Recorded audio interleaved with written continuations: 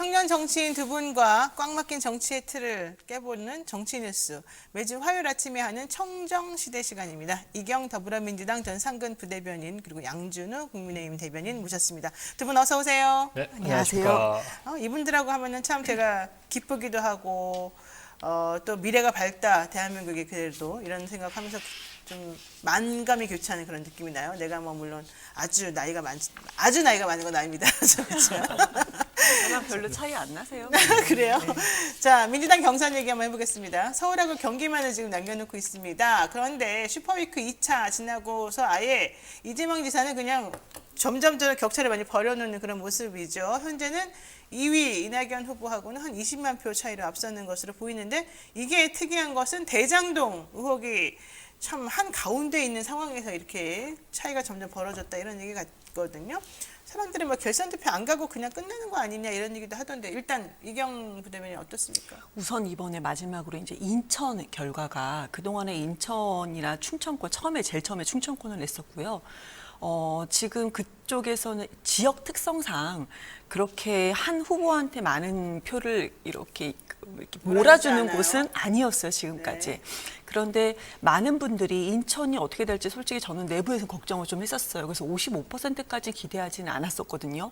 그런데 55%가 넘을 거라는 정책 내용도 넘을 거라고 무조건 넘을 거라고 말씀을 해주셨는데 기대였어요. 그때만 해도 바로 전날만 해도. 그런데 좀 많이 넘고 부산에서도 좀 많이 넘고 그래서 지금 대장동 의혹이 많이 처음에 첫날에는 캠프 내에서도 이게 진짜 뭐가 있는 건 아닌가. 저희도 이제 팩트 체크. 네. 왜냐하면 이 사실을 모르잖아요. 너무 과거에 있었던 일인 거고 2009년도부터 15년도 그 사이에 있었던 일인 거고 처음에는 저희도 팩트 체크 하는데 한 하루 정도는 대응을 잘 하지 못했던 건 사실입니다. 그런데 대응을 하고 그 대응이 처음에 약간 설명이 장황하고 길다 보니까 설득이 좀 떨어졌던 면은 있었던 것 같아요. 네. 그런데 그 설명이 지금 한 일주일 넘게 한 2주째 가다 보니까 이미 많은 국민들께서도 그리고 또 이재명을 지지하시는 분들 아니면 지지할까 말까라고 고민하셨던 분들도 이게 이재명이 잘한 일이구나 라는 생각이 지금 이 결론이 좀 사실을 알게 된 것은 아닐까. 그래서 그런 결과라고 지금 보여집니다. 그렇군요. 자, 그런데 어쨌든 유동규 전 성남도시개발공사 기획본부장이 구속이 됐습니다. 물론 뭐 그분이 경기관광공사 사장 하다가 그만두면서 이재명 지사하고 좀 사이가 멀어진 거 아니냐 이런 얘기 나왔는데 뭐 그거는 최근의 일이고 어쨌든 이 대장동 개발할 당시에는 되게 친했다 이러면서 야당에서는 계속 공격을 하고 있는 중인데 야당 얘기는 이거죠? 이나땡이다. 이재명 나오면 땡큐다 뭐 이런 얘기 하는 것 같아요. 어때요? 유력 후보가 이 씨가 두 분이시잖아요. 그래서 꼭 이재명 후보의 이라는 말은 아닌 것 같고, 이재명이든 이낙연이든. 아직 이게 사실 여당의 후보와 저희 야당의 유력 후보들 사이에 어떤 그 상성이라고 할까요? 그런 게 좀 네. 있는 건 사실이에요. 그래서 아직 누가 나오면 땡큐다 이렇게 말할 시점은 아닌 것 같고요. 네. 다만 이 대장동 의혹이 지금 지지층 분들은 사실 이 이재명 후보가 사실 대마가 됐지 않습니까? 대마는 죽지 않습니다. 죽지 않으면은 이제 이재명 후보로 가야 된다라는 이재명 민주당 지지층들의 어떤 합의가 있는 것인데 그 합의를 뛰어넘을 만한 어떤 그 의혹이 되지는 않은 것 같아요. 민주당 지지층들 분들 사이에서는요. 그분들 입장에서는 그냥 이제 대장동 게이트는 단순한 노이즈가 됐다. 그렇기 때문에 이재명 후보에게 더 몰린 것 같다는 측면이 있고요. 네. 다만 중도적인 국민들이 중도층이 보시기에 이 대장동 게이트를 어떻게 보겠는가라고 네. 했을 때는 이거는 달리 보셔야 되지 않겠나. 본선 경쟁력에 있어서 조금 훼손될 만한 여지가 있지 않겠나 이렇게 생각을 합니다.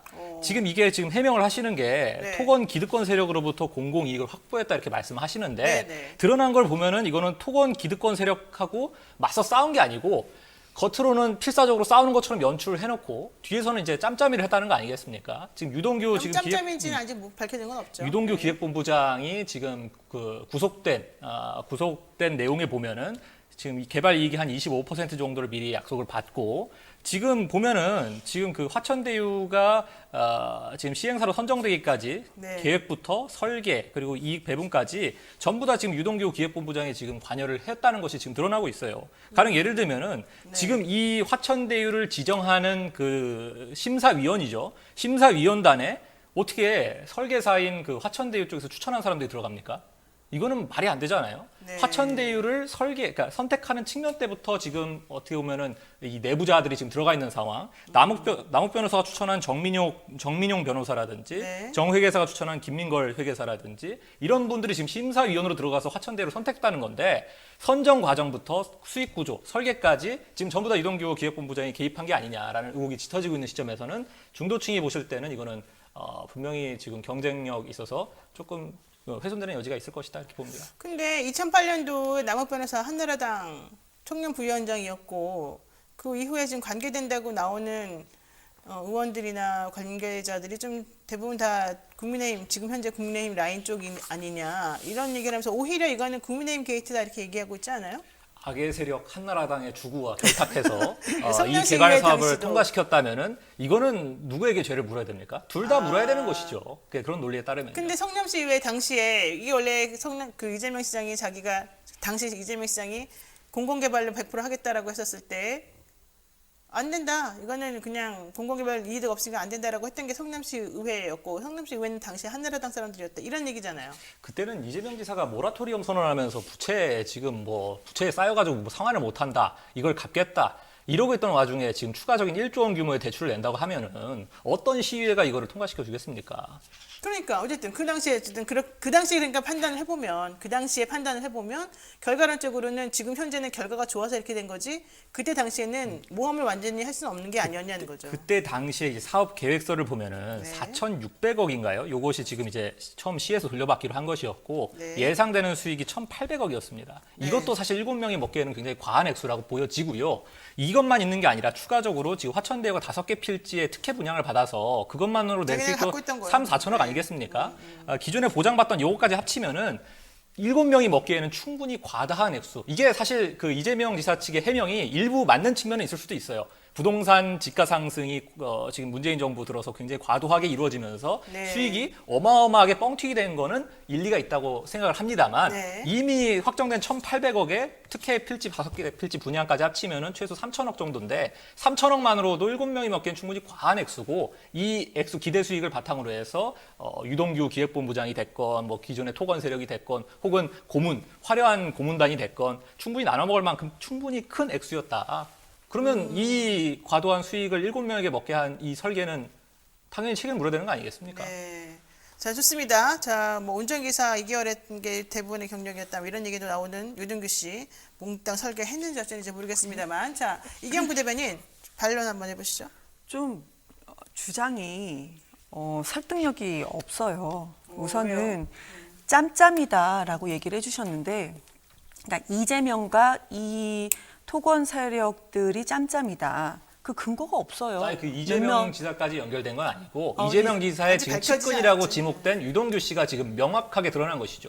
유동규 씨는 도대체 뭐길래 정회계사에 뺨을 때리고 얼음통으로 머리를 치고 잠깐만요. 너무 이런 사람이 길게 얘기하셨고 시간 없고요.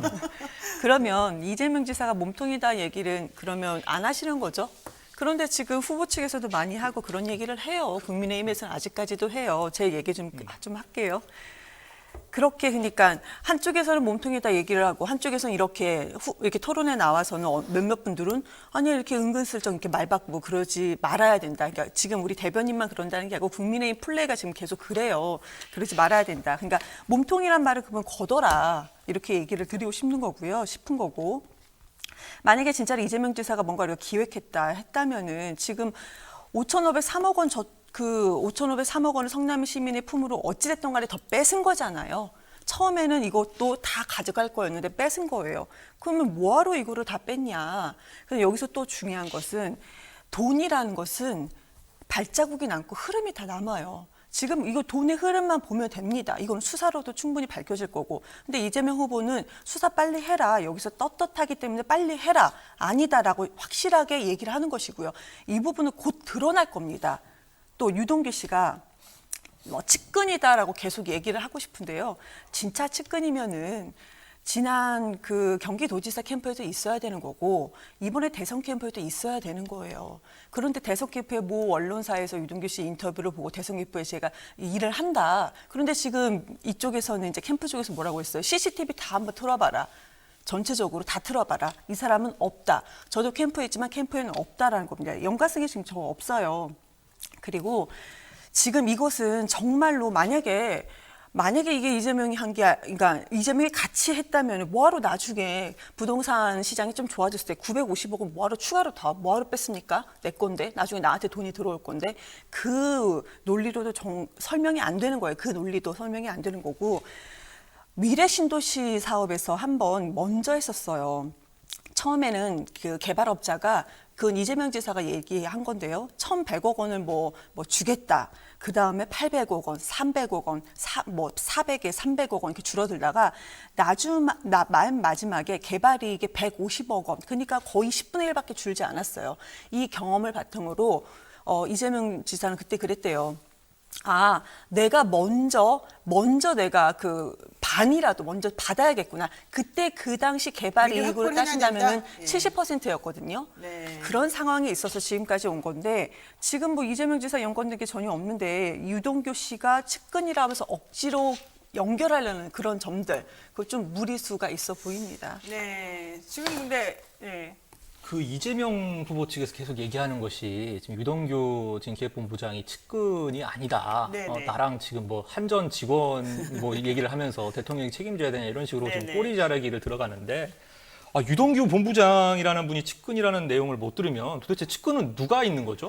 꼬리 이분은 자르기는 지금 뭐 50억 원 받은 각상도 잘라낸 게 꼬리 자르기인 거고요. 지금 이분이 그래요 측근이라 계속 우기세요.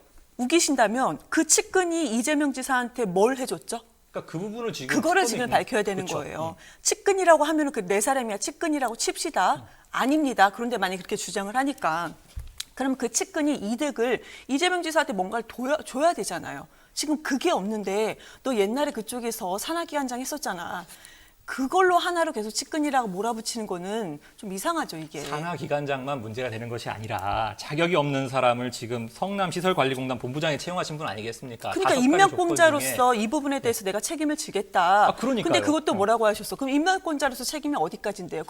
그거를 얘기하셔야죠, 그러면. 두 차례 성남시장 선거 때 캠프에 들어가서 캠프는 한 아니고 이거는 차례입니다. 지지서명이죠. 한 차례는 네. 지지서명이고 다음에는 캠프에 들어가셨죠. 두 차례 선거운동을 성남시장 때 도우셨고 그 공로를 인정받아서 특혜 채용되셨어요. 그리고 승승장구하셔가지고 차관급 경기도 산하기관에 차관급 장까지 가셨는데 이분이 측근이 아니라고 아니 한다면 그러니까요. 측근이라고 하자고요. 그러면 측근이면은 이분이 그럼 이거에 대한 이재명 후보의 어떤 책임은 어디까지냐?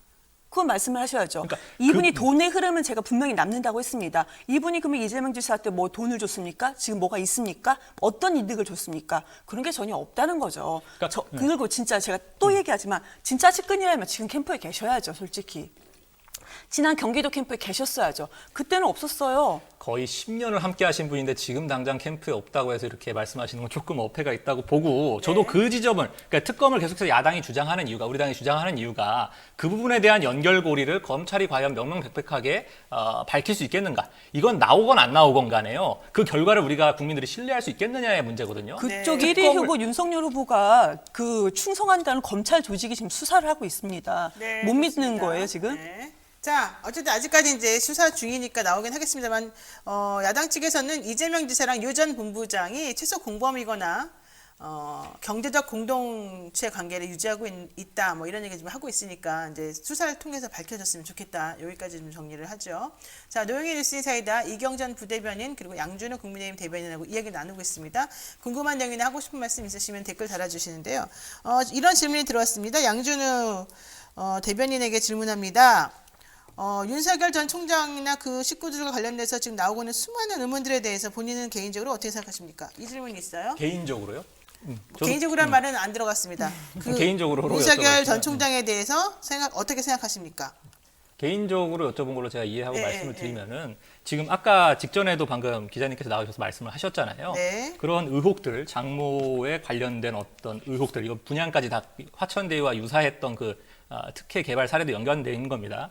모든 의혹들은 명명백백하게 밝혀져야죠. 지금 수사도 지금 진행 중인 걸로 알고 있고 이 부분은 지금 검찰의 수사를 믿습니다. 왜냐하면 문재인 대통령 치하의 검찰이기 때문에 네, 또 네. 이렇게 윤석열 총장이 어떻게 보면 거세되면서 지금 좀 충성스럽게 바뀐 검찰로 저는 보고 있기 때문에 네. 그 수사를 명명백백하게 해주실 거라고 믿고 검찰을 그 수사 결과를 기다리고 있다. 보시면 될 것 같습니다. 아직까지는 밝혀진 게 없기 때문에 일단 수사 결과를 봐야 되겠다. 근데 조금 전에 그 열린공감TV 강진구 기자가 여기 출연을 해서 네네. 곽상도 의원하고 그다음에 그 윤석열 전 총장하고 이런 그 화천대유하고의 그런 관계, 김만배 씨 간의 이런 삼각관계에 대해서 뭔가 좀 관계가 있어 보인다. 이런 취지의 말을 했어요. 본인들이 이제 기사도 나중에 쓸 거다라고 얘기하고 있고요. 자, 그렇다라고 한다면은 곽상도 의원하고 윤석열 전 총장하고 뭔가 연결되어서 지금 문제가 되고 있는 50억 뇌물 관련된 것들이 좀 뭐가 나올까요? 대가성이나 뭐 이런 것들이? 지금 이게 수사가 두 가지 갈래거든요. 첫 네. 번째는 이제 그 꾼들에 대한 수사고, 두 번째는 이제 성남시와의 유착 관계에 대한 수사인 건데, 지금 그 두 번째 거 성남시와의 유착 관계는 이제 파고들 틈이 없으니까 첫 번째 이제 꾼들, 그 전이 네. 꾼들의 쩐주가 어디서 왔느냐, 그거를 가지고 이제 자꾸 엮으시는 것 같은데, 그 부분은 제가 좀 보기에는 지금 아직까지는 섣불리 뭐라고 말씀드릴 만한 부분은 없는 것 같고요. 네. 다만 이 50억 측면에서는 오늘 아침에도 기사가 나왔는데, 네. 이 아드님께서 지금 50억을 받으면서 성과로 내세운 것이 이제 문화재 관련된 내용이었지 않습니까? 문화관광위원회였어요. 또 이 부분에, 곽의원이. 그렇죠. 이 부분에 대해서 지금 그 유물 3포지에 이제 사굴 조사를 하게 돼 있는데, 그 면적을 지금 8,000평 정도를 지금 축소시키는, 어떻게 보면 줄여줬다는 거죠. 건설사 입장에서는 공을 세우신 건데, 이 아드님께서 그 당시에 지금 2017년도 8월에서 10월 사이에 문화재청에 24건의 지금 자료 요구를 하면서 네. 어떻게 보면 외압으로 비춰질 수 있는 정황이 드러나기 때문에 이 부분에서 한번 파볼 수 있는 여지가 있지 않겠는가. 요거는 이제 수사가 될 겁니다. 의원직 내려놓자마자 바로 지금 자녀분 지금 압수수색 들어간 거 아니겠습니까? 그러면 곽상도 의원이 결국 50억 아들을 통해서 받았다라고 볼 수 있는 여지가 이 관광재, 그러니까 문화재가 발굴되면서 사실은 이 공사가 중단되거나 뭔가 문제가 생길 지연되거나, 네. 위험에 처한 것을 해결해줬기 때문이다라고 볼 수도 있겠네요. 일단은 첫 번째로 드러난 정황은 그렇고요. 뭐 어찌됐건 이 많은 분들이 이 50억 퇴직금을 순수한 퇴직금으로 보지 않으실 거기 때문에 네. 관련돼서 이제 검찰이 수사를 한다면은 결과가 나올 거라고 봅니다. 그럼 결국 손절각입니까? 국민의힘에서는 곽상도 손절 의원은? 각이라기보다는요. 이 화천대유, 이 대장동 게이트에 관련돼서 네. 특혜를 받거나 이익을 공유했던 사람이라면은 네. 지위 고하와 편을 막론하고 네. 엄벌을 받아야 한다는 게 우리 당의 입장이기 때문에 그렇게 말씀드리는 겁니다. 좋습니다. 자, 왕자 얘기 한번 간단하게 해볼까요? 왕자 어떻게 생각하세요? 그 어느 무속인이 그 전에 이번에 토론회 있기 전에 그런 게 이제 짤로 돌더라고요. 무속인이 그랬대요. 그 말빨이 딸릴 때 그렇게 표현이 되어 있어요. 그럴 말빨이 때 딸릴 때? 말빨이 딸릴 때 왕자를 어디에다 이렇게 새기면은 그러고 나가면 좋다. 그래서 이게 토론회 나중에 그렇게 하고 왔다는 그것이 거야? 나중에 토론회 이후에 그러니까 그 전에 있었던 것이 토론회 이후에 짤로 돌았는데 그 영상은 그 전에 나왔대요. 근데 저는 솔직히 처음부터 그냥 솔직하게 얘기했으면 어땠을까? 제가 이만큼 절박합니다. 이러면은 이렇게까지 우스워 보이지 않을 텐데 지금 너무 웃겨졌어요. 손가락 네. 위주로 쓰는다 이런 것도 좀 그렇죠? 아니 그러니까요. 그리고 뭐 그 3, 4, 5차 토론회 때 전부 다 했는데 네네네. 같은 장소에다 손바닥에다 이렇게 나왔습니다.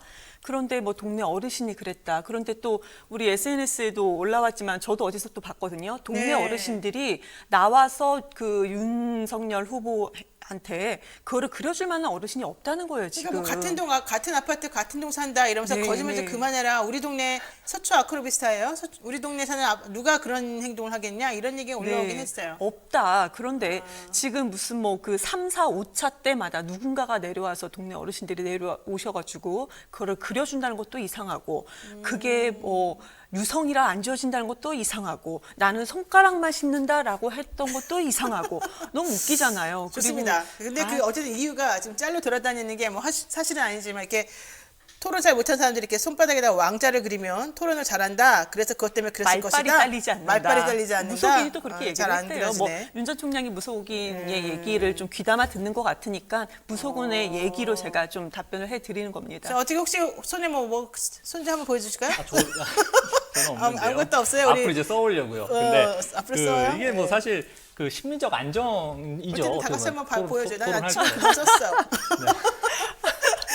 네. 뭐말 잘하시니까 필요 없나요? 토론할 때 이제 어떻게 보면 심리적 안정을 사실 그런 건 차원에서 좀 그렇게 할 수 필요하긴 해요. 있는 거예요. 사실 네. 저도 심리적 안정을 위해서 한 손에 이렇게 볼펜을 쥐거든요. 저 면접 볼펜 잘 돌리죠? 최종 면접할 때도 이거 볼펜 쥐고 왔다가 왜 볼펜 들고 왔냐고 얘기를 맞부사리를 먹었거든요. 면접에서도. 그만큼 각자 개인별로 어떻게 심리적 안정을 얻기 위한 다양한 징크스들이 있는 건데 네. 그중에 하나라고 해명을 하고 지지자들의 넘어갔어야 되는데. 이런 거 원하지 않는다라고 해서 근데 안 하겠다. 거짓말처럼 보이니까 솔직히. 안 하겠다 하면 되는 건데 솔직히 이거를 거짓말같이 보여요? 안 하겠다 하면 되는 건데 굳이 안 해도 될 살들을 붙여서 지금 이 논란을 키운 것 같습니다. 좋습니다. 자, 요 얘기, 그 얘기는 거기까지 하고 하나만 두 개 여쭤볼게요. 윤석열 후보가 최근 새로 가입한 당원들한테 위장 당원들이 상당수 있다 이렇게 말했어요. 새로 가입한 당원들은 보통 젊은 세대들이 많다고 내가 들었는데 국민의힘 쪽에 네네. 되게 기분 나쁠 것 같아요. 이런 말은 어떻게 보십니까? 굉장히 부적절한 발언이죠. 이거는 당 지도부 내에서도 사실 이게 얘기가 나와야 되는 발언입니다. 왜냐면 저희 사실 미래통합당, 자유한국당은 지지하지 않았지만 네. 국민의힘은 이제 지지해 보려고 한다라고 해서 그렇죠. 들어오신 젊은 분들이 굉장히 많은데 국민의힘이 바뀌었다고 생각해서. 예. 그것도 그냥 많다가 아니라 정말 많다. 위장 당원이.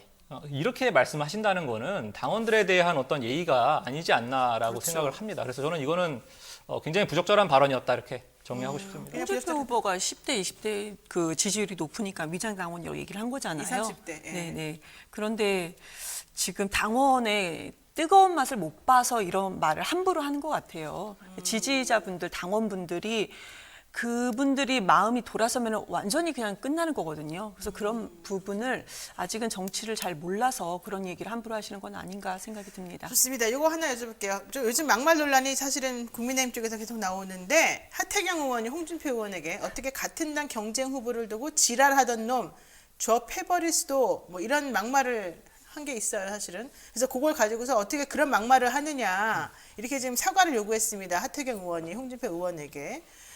그렇게 되면 결국 이제 국민의힘에서 뭐 잘했건 잘못했건 간에 이런 말이 자꾸 나오는 것 자체가 당의 이미지를 좀 훼손시키는 것이다. 결국 비호감 후보만 존재하는 선거라는 이미지가 국민들에게 있을 수 있다. 이런 얘기 좀 나오거든요. 그건 어떻게 보셨습니까? 이게 경쟁 후보에 대한 발언으로 보기에는 상당히 힘들 정도로 굉장히 부적절한 발언이었다 저도 이렇게 이런 말 왜 평가를 나온 거예요, 갑자기? 하고요. 네. 이게 홍준표 후보께서 조금 착각하고 계신 게 있는 것 같아요. 네. 호 후보께서 지금 하신 발언 중에서 저는 굉장히 설득력 있게 들었던 게 야, 막말과 쌍욕이 붙으면은 막말이 낫지 않겠냐라고 했던 발언이 좀 거칠지만 굉장히 설득력 있는 발언이었단 말이에요. 네. 그런데 이게 착각하고 계신 게 현재의 막말까지 용인한다는 게 아닙니다. 지금 이재명 후보 보세요. 쌍욕 하시나요?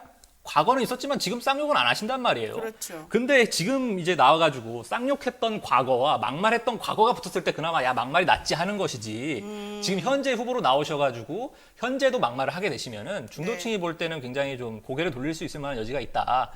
막말했던 것은 이제 과거로 남게끔 조금 좀 온순하게 좀 굉장히 지금 최근까지 굉장히 톤다운 하셔가지고 토론에 임했는데 그러니까요. 마지막에 이렇게 발언을 하신 거는 강성 지지층의 어떤 수요를 만족시키기 위해서 그렇게 발언하신 것 같은데 본선 경쟁력에 있어서는 좀 마이너스 요소다. 부적절했다. 그러니까 좀 마음이 좀 급해서 그런 거 아니냐 이런 얘기 나오는데 지금 결과적으로는 부산 지역 당원 간담회에서 나온 얘기였는데 그렇죠. 하태경 의원에게 홍준표 의원이 간담회에서 저놈은 하태경 의원을 지칭하는 거죠. 저놈은 그때 우리 당 쪼개고 나가가지고 우리 당 해체하려고 지랄하던 놈이다. 국회 본회의장에서 어쩌고저쩌고 그러면서 엄청나게 원색 비난하면서 저 패버릴 수도 없다. 이렇게 말해서 사실 이제 무리를 일으켰습니다. 요 얘기에 대한 얘기였고요. 요 얘기는 사실 나쁜 얘기니까 여기까지만 하겠습니다. 네, 오늘 청정시대 두 분과 함께한 얘기는 여기까지 정리하겠습니다. 이경전 더불어민주당 상근 부대변인 그리고 양준우 국민의힘 대변인 고맙습니다. 고맙습니다. 네, 감사합니다. 네, 감사합니다. 항상 끝이 이상하게 끝나요. 급 마무리네요. 그 마무리.